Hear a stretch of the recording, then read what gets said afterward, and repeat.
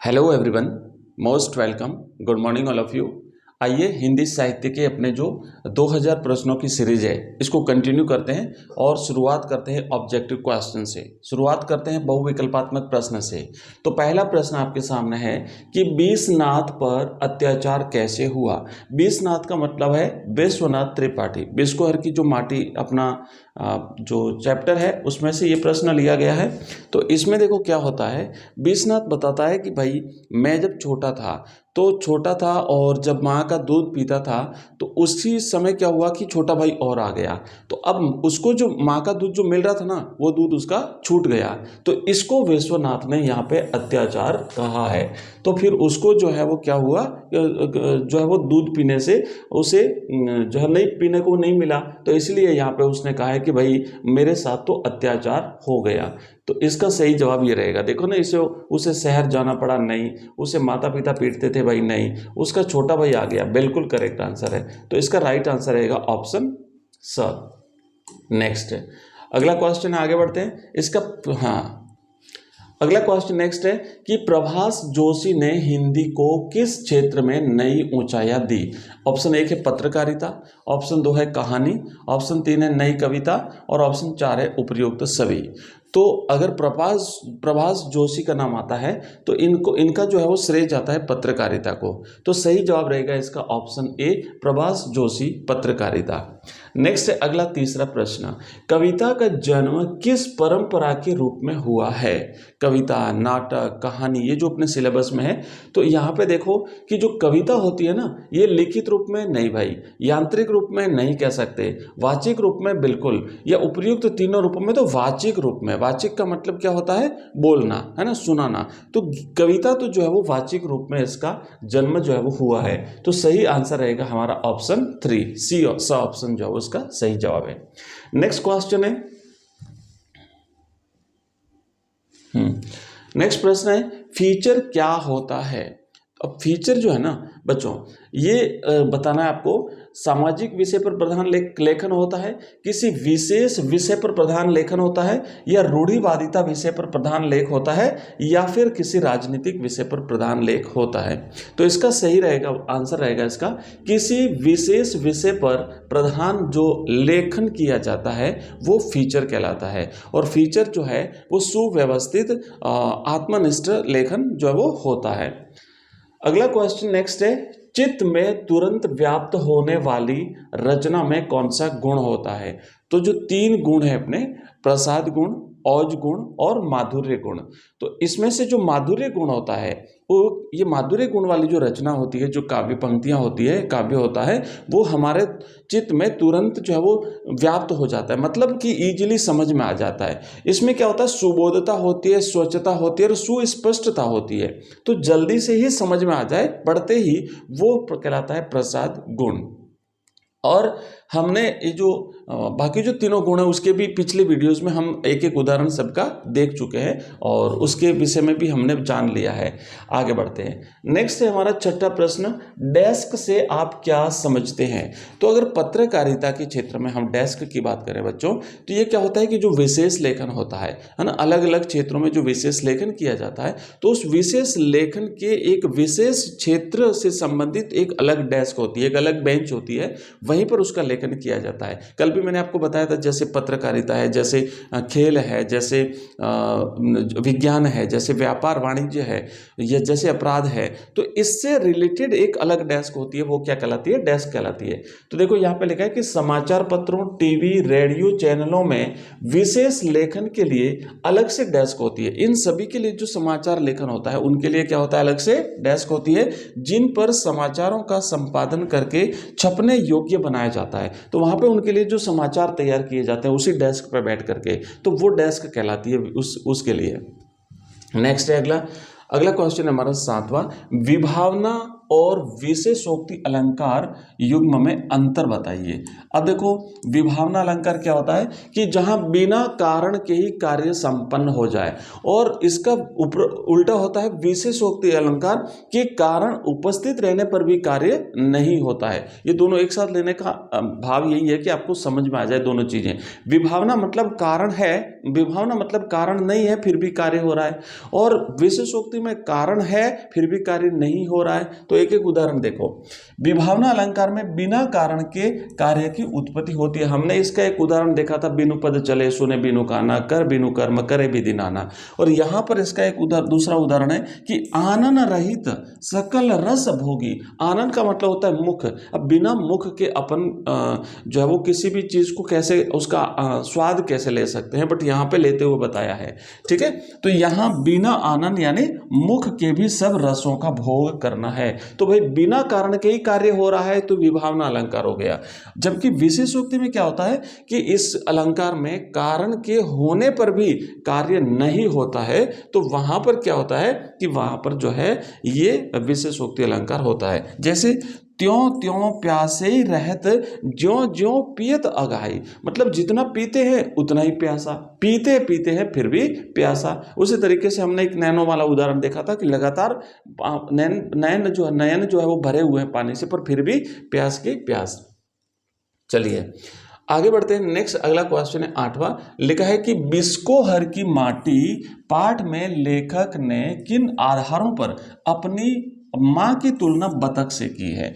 तो बिस्कोहर की माटी जो पाठ है बच्चों, विश्वनाथ त्रिपाठी, विश्वनाथ त्रिपाठी, विश्वनाथ त्रिपाठी, ये कई सारी बड़ी इंटरेस्टिंग चीज़ें जो है वो बताते हैं, अपने गांव के बारे में वर्णन करते हैं, अपने परिवार के बारे में, अपने घर के बारे में, अपने व्यक्तिगत अनुभव बताते हैं। तो यहीं पर ये एक तुलना करते हैं। जब उन्होंने एक बतख को देखा अंडे सेते हुए, तो उन्होंने देखा कि जिस तरीके से बतख अपने बच्चों की देखभाल करती है, वैसे ही मेरी माँ या और माएँ जो है वो बच्चों की देखभाल करती हैं। तो क्या कहते हैं कि लेखक बीसनाथ ने, बीसनाथ मतलब विश्वनाथ है ना, वो अपने आप को बीसनाथ कहते हैं पाठ में, बतखों को देखा कि वे अंडे देने के लिए पानी छोड़ करके जमीन पर आ जाती हैं, वे अपने पंखों से ढककर अंडों को सेती हैं। यदि कोई अंडा पंखों से बाहर रह जाता है, जहां पे उनको अंडा रखा जाता है, दिया जाता है अंडा, उस घोंसले से अगर बाहर चला जाता है तो उसे बड़ी सावधानी से पंखों के नीचे ला करके उन्हें सुरक्षा प्रदान करती है। लेखक की माँ भी अपने बच्चों की देखभाल उसी प्रकार से करती है। तो इसीलिए लेखक ने माँ की तुलना जो है वो बतख से की है। नेक्स्ट आगे बढ़ते हैं। अगला क्वेश्चन है हमारा 9वां। खूब मनाओ दशहरा दिवाली, अपना मालवा खाऊ उजाड़ू सभ्यता में। पाठ के आधार पर पंक्ति का आशय स्पष्ट कीजिए। इस पाठ को ध्यान में रखते हुए आपको ये पंक्ति का आशय स्पष्ट करना है। खूब मनाओ दशहरा दिवाली से क्या तात्पर्य है। तो देखो बच्चों, लेखक जब वहां पे गया है ना घूमने के लिए, जब लेखक वहां पे गया तो लेखक ने देखा उस समय वहां पे खूब बरसात हुई थी, चारों तरफ पानी ही पानी था। वो जो दुकान वाले जब वहां पे चाय जब पी तो उसने भी कहा कि भाई इस बार तो खूब ही बारिश हुई है। तो क्या हुआ कि लेखक ने कहा खूब मनाओ दशहरा दिवाली का आशय ये है बच्चों, पंक्ति का आशय है कि मालवा में इस बार खूब बरसात हुई है, ताल तलैया पानी से लबालब हो गए हैं, फसलें लहराने लगी है, जनजीवन खुशी से पूरित है। इस बार मालवा में अच्छी पैदावार हुई है और इसीलिए खुशी से त्योहार का आयोजन करो, खूब ऐश मौज करो, क्योंकि खूब बारिश हुई है, खूब अन्न धन है और आराम से खाओ पियो। तो इसीलिए जो है वो ये कहा गया है। नेक्स्ट है हमारा 10वां प्रश्न कि अक्रमत्व वाक्य दोष क्या होता है, स्पष्ट कीजिए। कल हमने देखा था ग्राम्यत्व दोष, है ना, कि ग्राम्यत्व दोष में गंवारू शब्दों का प्रयोग जो है वो जब कवि वाक्य में कर लेता है तो वहां पे ग्राम्यत्व दोष होता है। यह अक्रमत्व, अब देखो शब्द से ही स्पष्ट है। अक्रमत्व मतलब जो वाक्य में जो शब्दों का क्रम रहता है ना, वो क्रम टूट जाता है, अक्रमत्व हो जाता है, तो वहां पे अक्रमत्व दोष होता है। कि जब वाक्य में शब्दों का क्रम ठीक नहीं होता वहां पर अक्रमत्व दोष होता है। और ये अब देखो ये दोष जो है ना, जैसे विभक्ति चिन्हों का हो सकता है, अव्यय का हो सकता है, उपसर्ग का हो सकता है, आगे पीछे लग जाए, आदि क्रम भंग होता है तो वहां पे अक्रमत्व दोष होता है। उदाहरण के लिए देखो, ऐसे देना प्रकट दिखला नित्य आशंकित हो। तो अब इसमें सोचो क्या क्रम कैसे टूटा है। तो क्रम ये टूटा है कि ये जो देना शब्द है ना, देना, ये दिखला देना, दिखला देना, तो दिखला के बाद में जाएगा दिखला देना, यहां पे होना चाहिए था, ये ऐसे होना चाहिए था कि ऐसे प्रकट दिखला देना नित्य आशंकित हो। तो यहाँ पे जो देना शब्द है बच्चों, ये दिखला शब्द के पश्चात आना चाहिए, यहाँ पे आना चाहिए था। तो इसीलिए जो है वो यहाँ पे क्या है, अक्रमत्व दोष से क्रम टूट गया है। बच्चों आगे बढ़ने से पहले बता दूं कि ये जो अपन क्वेश्चंस कर रहे हैं, ये कंप्लीट सीरीज जो है हमारी 2000 प्रश्नों की जो अपनी सीरीज है ना, इसमें हम टोटली 2000 प्रश्न उत्तर करेंगे। और ये 2000 प्रश्न उत्तर आपको हमारे ऐप में मिलेंगे एक साथ। ऐप है अपना एजुकेशन राइज। इस ऐप में लिंक इस वीडियो के डिस्क्रिप्शन में दिया हुआ है, तो वहाँ से आप इस ऐप को डाउनलोड कर सकते हैं। लिंक इस वीडियो के डिस्क्रिप्शन में आपको मिल जाएगा। यहाँ पे आपको सारे कोर्सेज मिलेंगे, Hindi compulsory, English compulsory, Hindi साहित्य, हिस्ट्री, पॉलिटिकल साइंस, ज्योग्राफी, इन सब के कोर्सेज भी हैं। बिल्कुल मिनिमम प्राइस पे हम आपको दे रहे हैं, ओनली 99 रुपये में कंप्लीट सब्जेक्ट का कोर्स मिलेगा। साथ ही साथ यहाँ पे हमने जो प्रश्नों की सीरीज शुरू करी है, हिंदी साहित्य के 2000 प्रश्न हैं। इसी तरीके से हिंदी कंपलसरी के भी हमने 2000 प्रश्न है। इसी तरह जो इतिहास है, तो इतिहास के हमने 5000 प्रश्न उत्तर हैं, और राजनीति विज्ञान के भी 5000 प्रश्न उत्तर हैं। और इसी तरह अपन बाकी सब्जेक्ट्स भी करते हैं। तो ये सारे आपको हमारे इस ऐप में मिलेंगे। इसी के साथ साथ आपको वहाँ पे मॉडल पेपर्स मिलेंगे और आपको नोट्स भी मिलेंगे। अगर जैसे मान लो आपको ज्योग्राफी के नोट्स पढ़ना है, ओनली नोट्स, केवल आपको हिस्ट्री के नोट्स पढ़ने हैं, तो हिस्ट्री के नोट्स हैं, ज्योग्राफी के नोट्स हैं, पॉलिटिकल साइंस के नोट्स हैं, ये सारी चीज़ें आपको मिल जाएगी। ये जो हमारा कोर्सेज है बच्चों अलग अलग है। जैसे नोट्स ओनली 11 रुपीज़ में, ये ओनली 11 रुपये में हम आपको किसी भी एक सब्जेक्ट्स के नोट्स अवेलेबल करवाते हैं। इसी तरीके से वहाँ पे ऑनलाइन टेस्ट सीरीज आपको मिलेगी। ऑनलाइन टेस्ट सीरीज जो होती है बच्चों, इसमें क्या होता है कि जब आप टेस्ट सबमिट करोगे तो आपको हाथ रिजल्ट मिल जाएगा। वहाँ पे आपको अपनी रैंक शो होगी कि आप किस रैंक पर है ना, आपसे आगे कितने बच्चे हैं। आप अपने रैंक को इंप्रूव भी करना चाहें तो उसी टेस्ट को आप बार बार जितनी बार चाहें उतनी बार दे सकते हैं। तो ये सारी चीज़ें आपको हमारे इस ऐप में मिल जाएगी। और हमारा एक नंबर है, आप नोट कर लीजिए, 9079622989। इस नंबर पे आप मुझे मैसेज करोगे तो हमारे जो लिंक्स है, वेबसाइट की लिंक है, हमारे ऐप की लिंक है, हमारे कोर्सेज की लिंक है, हमारी प्लेलिस्ट है, वो सारी लिंक आपको यहाँ से मिल जाएगी। मैं यहाँ से रिप्लाई तो नहीं दे पाऊँगा क्योंकि इतने सारे बच्चों को रिप्लाई देना संभव नहीं है, लेकिन अगर आप हमारा जो ऐप है, इस ऐप में एक चैट का बॉक्स दिया हुआ, वहाँ जा करके अगर आप मेरे को मैसेज करते हैं तो आपको तुरंत रिप्लाई मिल जाएगा। ठीक है बच्चों, आगे बढ़ते हैं और नेक्स्ट हम चलते हैं अगले क्वेश्चन पर। यहाँ पे 11वां प्रश्न है कि कविता क्या है। जैसे कविता है, कहानी है, नाटक है, ये हम सारे इनके प्रश्न करेंगे। तो कविता क्या होती है, तो बच्चों कविता जो है ना, जैसे यहाँ पे तो लिखा हुआ, मैं इसे पहले बता देता हूँ कि इस कविता को इंग्लिश में कहते हैं पोएम। और ना पोएम को अलग अलग जो पोइट हैं, जो कवि हैं, उन्होंने इसे एक्सप्लेन किया है। और ये जो है ना, ये मतलब पोइम को एक्सप्लेन करते हुए कहते हैं कि it is an spontaneous overflow of powerful feelings. हमारी जो भावनाएं हैं, उन भावनाओं की स्वाभाविक अभिव्यक्ति कविता कहलाती है। तो देखो क्या है कि कविता हमारी संवेदनाओं के बहुत निकट होती है। हमारी जो संवेदनाएं होती है, जो भाव होते हैं, उसके निकट होती है।